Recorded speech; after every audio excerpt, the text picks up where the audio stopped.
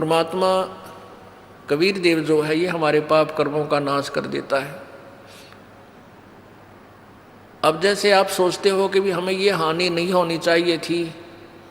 हमें ये नहीं होना चाहिए था, तो फिर आप इस भक्ति का लाभ प्राप्त नहीं कर सकते। जैसे आप यहाँ आए हो, आपको 1 2 3 लाभ तो परमात्मा कबीर जी अपने कोटे मत देगा,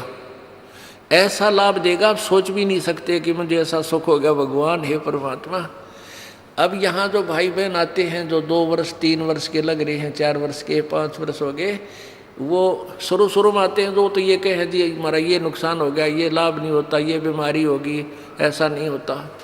2 वर्ष के बाद जो सच्चे दिल तो लगते हैं, नाम खंड नहीं करते, 2 वर्ष के बाद उनके पास जुबान नहीं रहती, हमके मांगा भगवान तो बिना मांगे देने लग जाता है,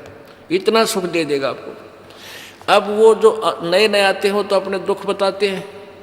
और उनको क्योंकि आपके पिछले पुण्य नहीं थे, बैटरी चार्ज नहीं थी, तभी तो आपको दुख हुआ,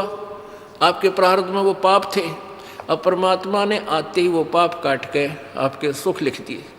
तो अपने कोटे से आपको दिया। फिर आपको कहा जाता है कि बेटा बच्चा बेटी अब तू भक्ति करके ये अपनी कमाई स्वयं कर।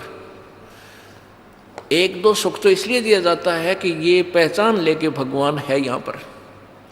और फिर आपने स्वयं अपनी मजदूरी करनी पड़ेगी, तभी तुम सेठ होगे। तो यहाँ आते हो, जैसे कोई भक्त आता है, पहले तो आप सच्चे दिल से शुरू में लगते नहीं। यदि आप शुरू से समर्पण कर दो